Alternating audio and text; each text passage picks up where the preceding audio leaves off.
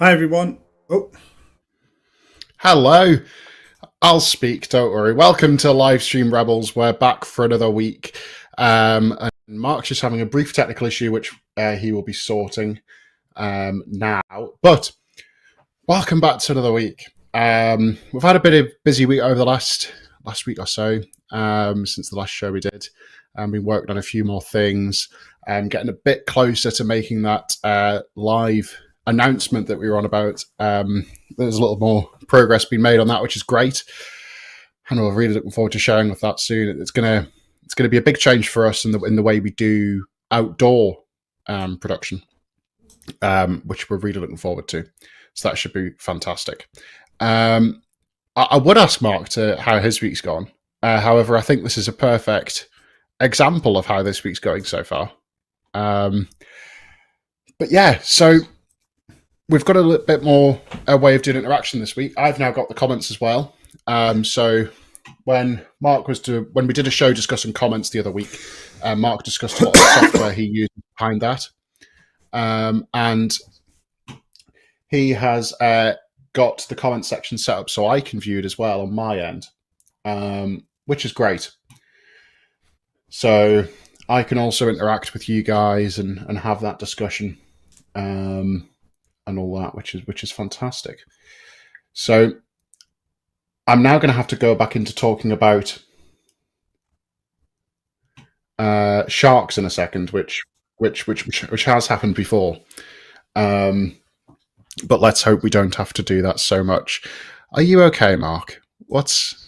He's just appeared back. but not on your screens yet. Yeah, you've got audio, haven't you? I've got audio. I can hear you. Yeah. I can hear you. How's your week gone, Mark? Just while I'm busy sorting out this technical issue, my week's been a little bit challenging in a few different ways. And the biggest one being right at this second when my camera decided that it was going to freeze for some strange reason. Yeah. And it's taken a complete reboot to actually get it back in. But again, as we always say, this is live video, and this is what happens. So being able to deal with it, and the bonus, obviously, is having you there to be able to deal with God, I can't even speak now. To deal with the issue of me having to reset my camera for some strange reason, which I've got no idea what it was. All I did was I didn't even reboot. I reset the comments. Just refreshed the comments page, and then my camera stopped working. So I don't know why that happens, because that's not even connected to the camera in any way. So I don't know. Weird. Absolutely weird. How strange. Yeah, but week-wise, I've had a fairly productive week, actually, when it comes to getting through edits and things. So all good in that respect. Still a few more things to do, and then we've got some shoots later, the back end of this week that we're doing some interviews for. But yeah, looking forward to, getting stuck into that kind of stuff. But now that we're up and running again, it's all good in the hood, as they say. Oh no, that's even worse than Streamulator, isn't it? Apologies. Yeah. How's your week been, Dan? It's going all right until you said that. That deserves a thumbs down, doesn't it? Oh, playing with those effects again. Yeah, it's been all right. I've felt a little bit procrastinatory this week. I need to get into the flow of things again. But I had a bit of a weekend off, so Monday just hit me, and I was like, oh, I've actually got to get work done now. But yeah, I was playing around with a lot of Ubiquity kit at the weekend. So it was a really weekend off, but it was just playing with kit, because we've got some new Ubiquity kit in to test for the Wi-Fi stuff this year. and ran that through its paces and gave it a good test, and been testing the sort of internals of that and seeing how it works a bit more in detail. Really impressed with it. It's been a good little experiment just to see where it goes, and we're going to do a bit more exploring with that and see where that lands us in the next few months. But yeah, it's some pretty cool kit that I'd like to do some more stuff with, and I don't think we've even got to the start of really what it can do. We're just only using little bits of it, so it's quite an expansive collection they've got. So that's what I've been doing, and then I've just been in meetings and doing other bits that have arose and needed attention. Getting stuck in traffic for almost 2 hours this morning.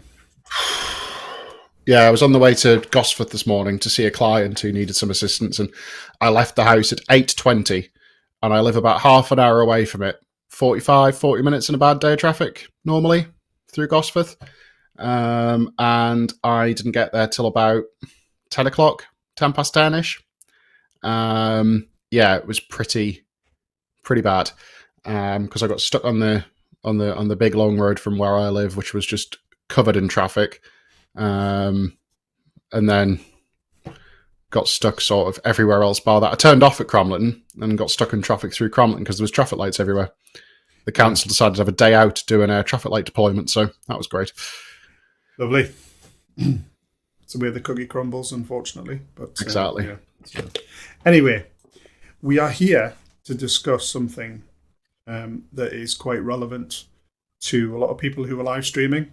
As you may have seen, if you've seen the description of this episode, we are discussing backgrounds and pretty much the iteration of my backdrops and backgrounds that I've been using since I started actually streaming myself 7 years ago, I think it is now, since I first started streaming.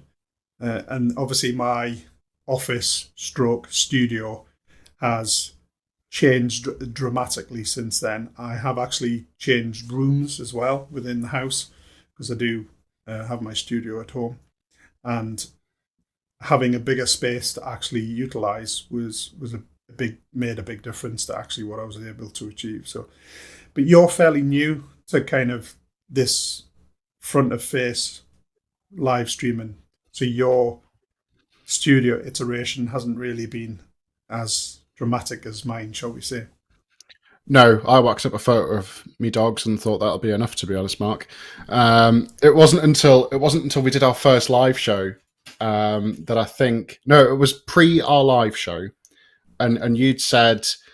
We'd been on a few online meetings, and Mark had pulled me aside and said, you really need to sort out your video background. It's awful.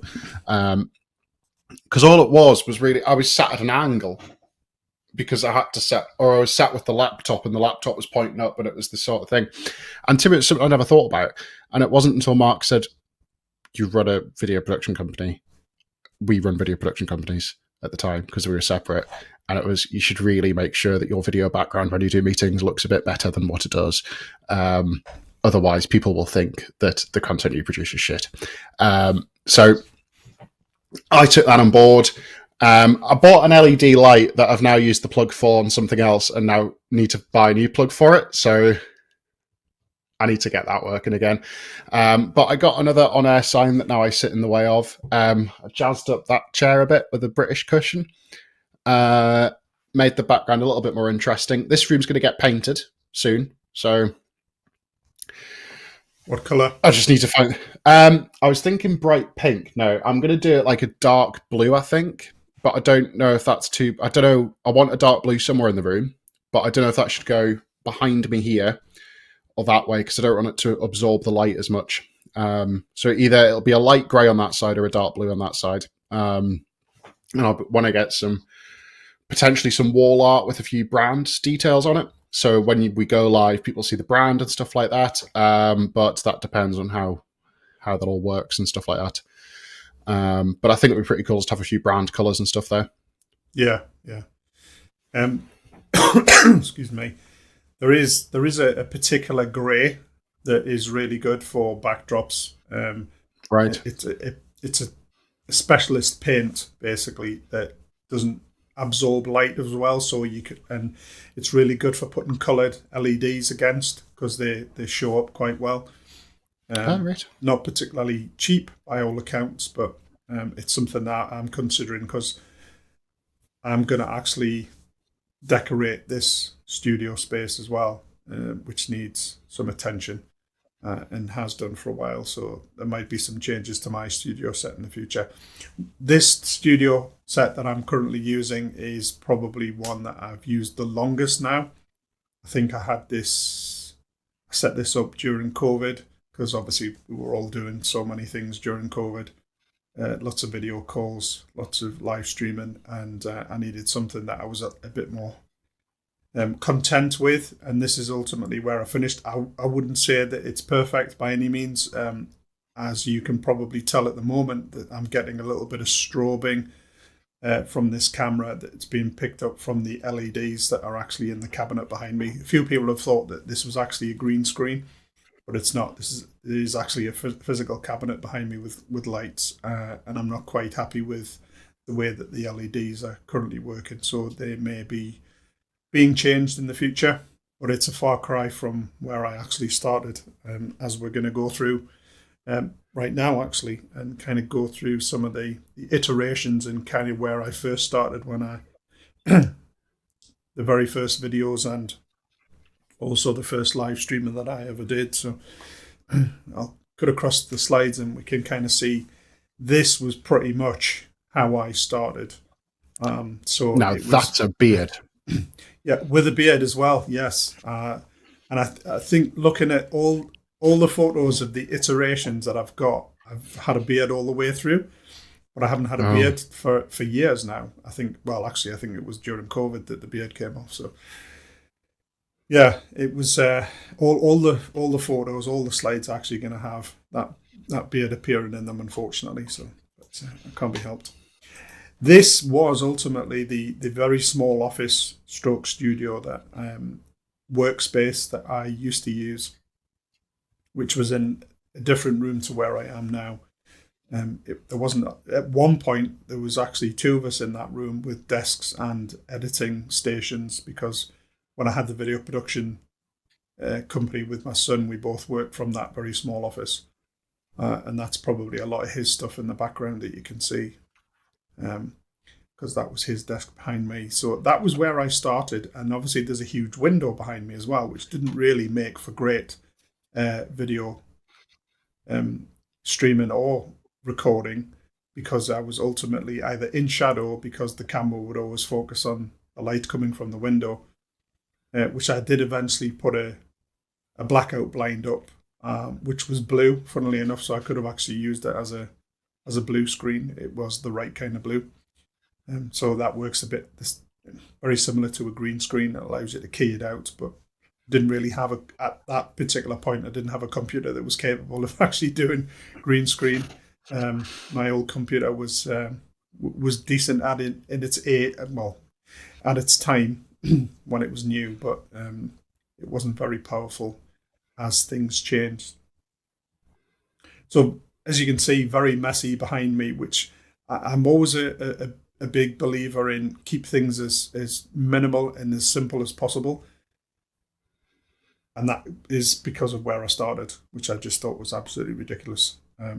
If I cut to the next slide, this was actually me turned the other way. So it was in the same room, but I was just facing the other way. So I was actually facing the window. So the lighting was slightly better. I didn't actually have, at that point, I don't think I had any artificial lights. I just had the actual natural light coming through the window, which again isn't the greatest look. Doesn't necessarily light you particularly well, and if it changes during the day or during recording, so the way that the window was actually facing was west, so come the afternoon, during the summertime or when we had any sun, it would come excuse me, would come through that window and would just blow everything out. So again, that was another reason for eventually getting some lights and using video lights that I had anyway, but just actually setting them up in the studio at the same time. So this was slightly better because obviously it wasn't as busy in the background, but there was still stuff that I wouldn't necessarily want to have in the background. lots of people, depending on the kind of space that they've got, how much space that they've got, can work in a small space, and you can actually dress it up really, really well. The unfortunate part is where I was situated in that particular instance meant that you had a lot of doors in the background, which again wasn't ideal. Certainly wasn't what I wanted. So then I decided to move. This would have been in that previous photograph across my left shoulder or right shoulder as you're looking at. So I'd stuck my desk and computer in the corner. A little bit better. I think I did actually have some artificial light here, which was helping light things up, but again wasn't particularly excuse me, brilliant.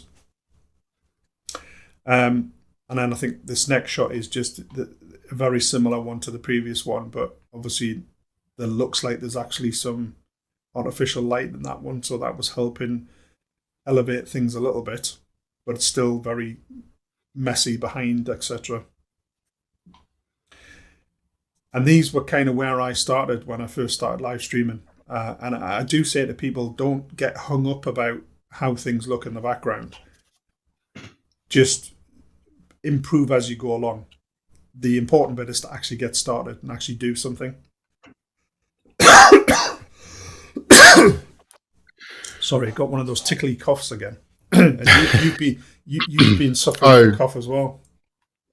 I have, yeah. I can feel it coming to the end of it today. It doesn't feel as blocked at the back, which is good. So, yeah, mine just seems to be a tickly cough again. So I haven't actually got any. Right.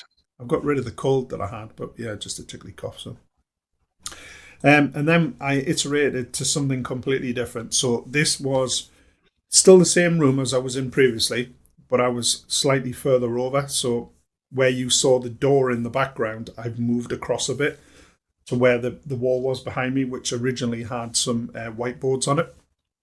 Now this was actually just some wallpaper that I had tacked onto the wall behind me. So it's not obviously a real wall, which you can probably tell, but it's quite effective still.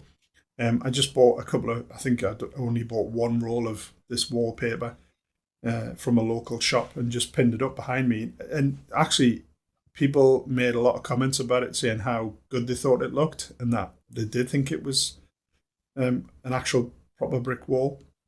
You can see a little sliver of light coming through. And if you look really closely, I'm not sure if you can see it on this particular live stream, but some of the actual paper had curled a bit, and it didn't quite look uniform, but it's not too bad. Not too bad. For a cheap alternative solution, I think it worked quite well.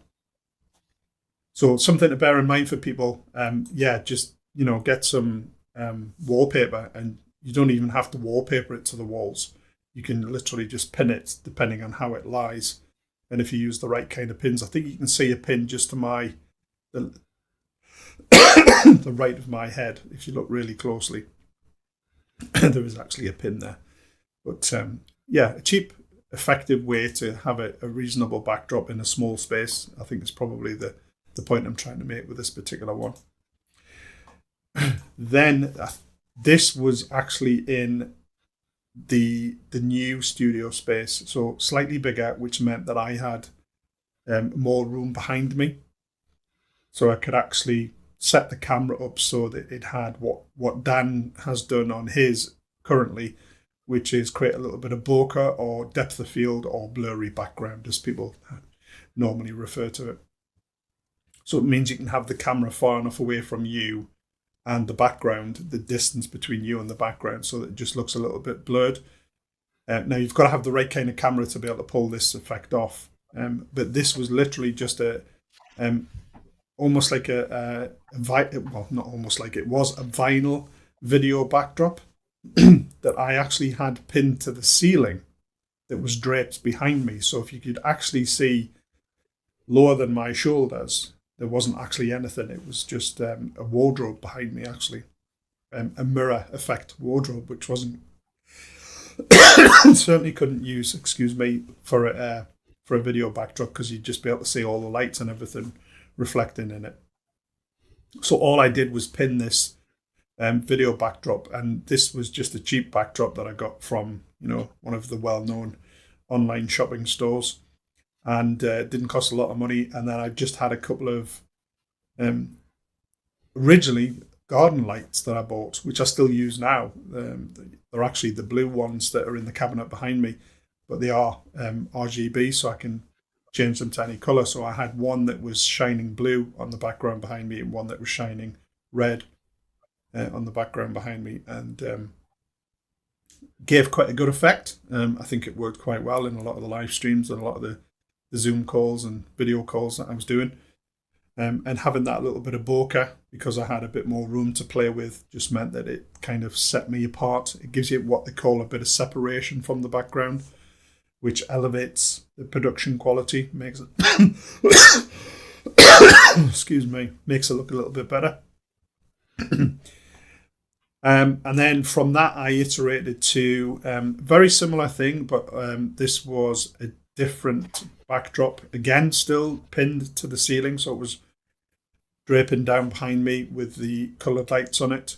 But because this was actually in a room that I controlled, because I had blackout blinds at the window, or a roller blackout blind, which meant that I wasn't being affected by any outside ambient light. So every time I set my lights up and switch the studio on, it would be pretty consistent. And I do actually have a couple of lights that I was using at this particular point in time as well, that just light me up, as well as the RGB lights that are lighting and pointing up towards the backdrop, which again I thought gave a really good effect, and got a lot of good comments from people saying that they really liked that. And from that, I then went to set up my green screen. So this is actually a shot of the green screen behind me. And if you're not familiar with green screen, it allows you to do something called keying, which, because green is about as far from skin tone as you can possibly get, it allows you to, with a piece of software, cut out the actual background behind you. So anything that is green will actually disappear. And then you can place whatever image you want behind you. Now, there are actually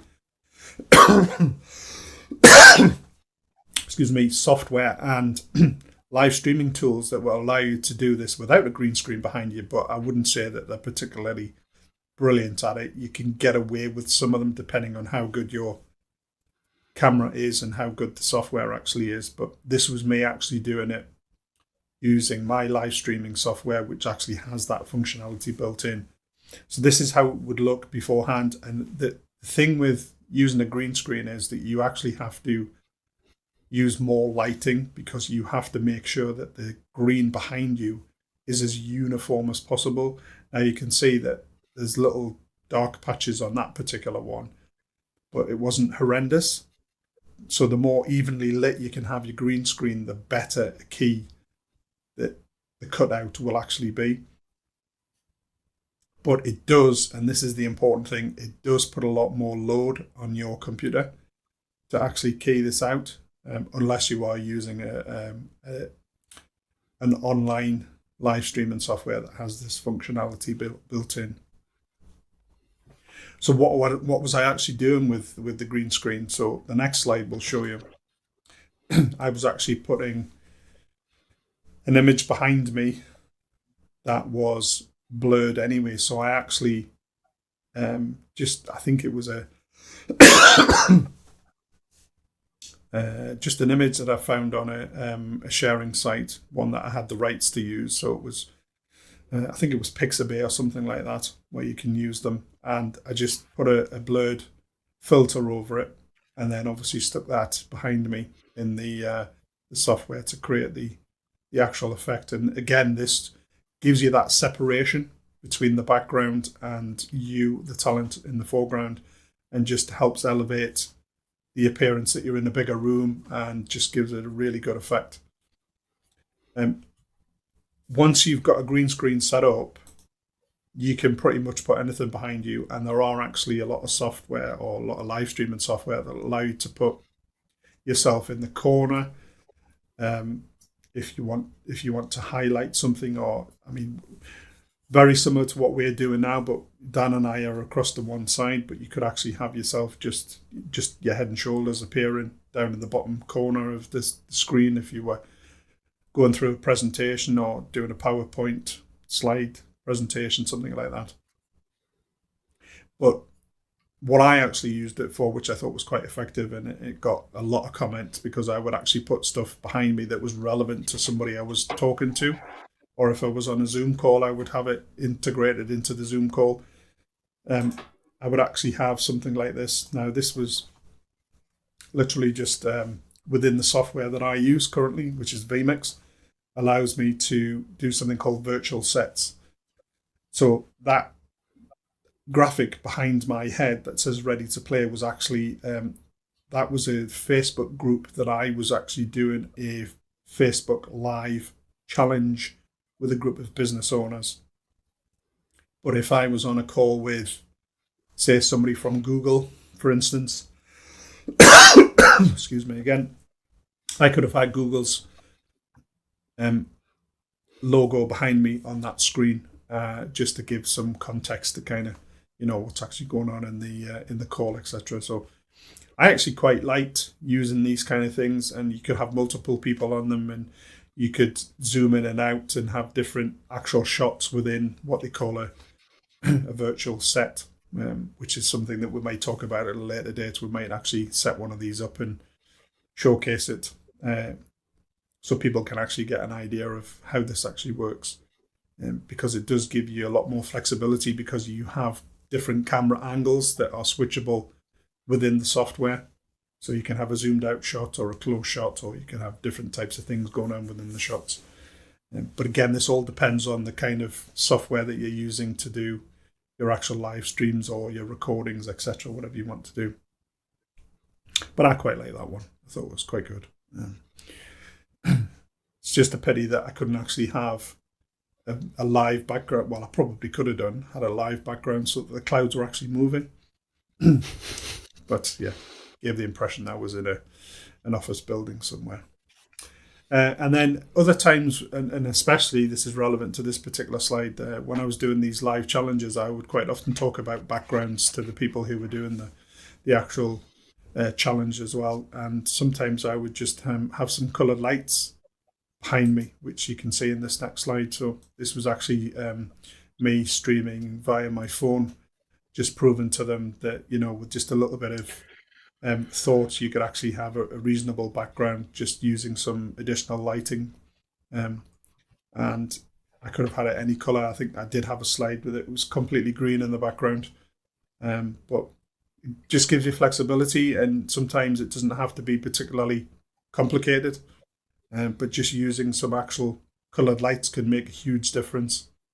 And there's quite a few of my colleagues within the live streaming industry will have just, coloured RGBs, which you can literally pick up for 20 quid, that throw off quite a bit of light and just help elevate how your actual shot looks. So that is pretty much kind of the iteration of all of my stuff over the years. So any questions, Dan, on any of that, or anything, any observations? No, I may as well end it there. No. What are the actual benefits for, and I know the answer to this now, but what are the actual benefits for having a virtual background or a background at all? Why can't you just put your laptop on and hope for the best and hope people don't notice? As you've probably seen yourself over the years, and this is a real bugbear of mine, is that when you are on a call with somebody, when you are live streaming, ultimately you want people to focus on what you are doing, what your message, the conversation that you're having. And if you've got stuff in the background that is a distraction to them. So I've heard lots of people over the years say, have a bookcase with lots of books behind you. But ultimately, and I've done it myself, you will ignore what's going on to try and read the titles of the books behind you to see what it is that this person is reading or has read, which means that you completely disengage from what's going on in the actual recording or the live stream. So to me, having it as minimal. I mean, I've tidied mine up. Mine was quite messy recently because I do actually use the bookshelves behind me. But I've had to remove a lot of stuff because I was starting to get annoyed by how messy it was. And I still think it's a little bit too messy. It's not ideal. That's why I'm, as I say, contemplating going to change this in the future and have something a little bit different. But And I think as well, it doesn't take, like, we are sat in the offices we actually do work in, where we're not sat in, I know we're calling it a studio, but we're not, this isn't a room we go in just to do this show and just to do meetings. This is a room that we work in pretty much day in, day out, and has got to be functional for that as well. So there's no reason why this can't be done in a bedroom by just hanging something behind, like you said, just pinning it up on the ceiling and all that sort of stuff, and just making it an environment that you can use wherever in the house, really. I've seen too many videos, fail videos, etc., and stuff that's kind of gone viral where people have been on, Zoom calls or video calls, live streaming, and they've had washing hanging behind them. They've had wardrobes behind them if they're doing it in the bedroom, and the doors are open and you can see all the clothes, and you just think, just be a little bit more professional and kind of tidy up. I've also seen at times where people have actually had mirrors behind them and it's shown something that perhaps you didn't want the audience to see. Maybe they haven't been fully dressed, or they've been dressed with, business attire in the top half, but the bottom half they're still in their pajamas or whatever, or tracksuit or whatever. But they've shown this because they've got a mirror behind them, and it's just having a little bit of thought about, the image that you want to portray to people. Yes, I know you had. I was just checking for mirrors, just to make sure. Yeah. And just having a think about the image that you want to portray to your audience without it being distracting, and then just getting started and doing stuff. And as I say, you can iterate over time. You can make changes. You can tweak it to get it to the point where you're happy with it. Or I think you need to be careful when it comes to using software to do image manipulation for the background, because it puts the computer under a lot of strain. So that's one of the reasons why I stopped doing green screen stuff, because not only was I having to get the computer to do the green key, which puts it under a lot of processing duress, but it was also having to then live stream. So I was having to send the signal out at the same time. So that computer was really being put under a lot of stress. And obviously that affects the lifespan of the computer. So that's ultimately why I would be thinking about what you actually do, and try and doing it physically rather than virtually. So if you were going to build a background from scratch now, knowing what you know after all these years of doing it, what would be the 5 things you would say to people? Avoid, don't even go near. I know that might be putting you on the spot a bit asking for 5, but just give us as many as you can. Obviously, just, the first one is don't have a messy background. Try and portray a professional image. And that can be just, as I said earlier on, it can be as simple as, a white wall behind you or a cream wall behind you with just a little LED light that's shining up against the back that is an RGB, which means you can control the color. The second thing is don't have anything that is too reflective, for a couple of reasons. One, for the reasons that we talked about before, that they could see something that you don't want them to see. But the other thing is that ultimately when you get to the stage where you're using light to illuminate yourself as the talent, if you've got something behind you, those lights will reflect into that mirror, or if it's just something highly reflective, like the wardrobe that used to be behind me before I removed it, that had black gloss glass doors on it, so you would see everything. I mean, you could put something over it, but and that is ultimately what I ended up doing when I was pinning the video backdrops to the ceiling to hang down behind me, and then putting the lights on the floor and just shining them up. 3, probably avoid using green screen for the reasons that I mentioned before, that it's going to put your computer under a lot of strain. Fingers crossed this cough disappears soon. And number 4, I suppose be mindful about where you do it from the point of view of control, audio and lighting.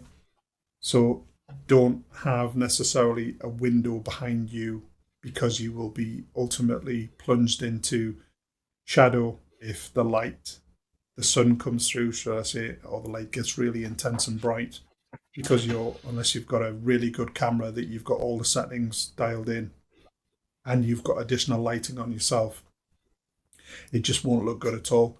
And it'll be a huge distraction to people. And number 5, what could number 5 be?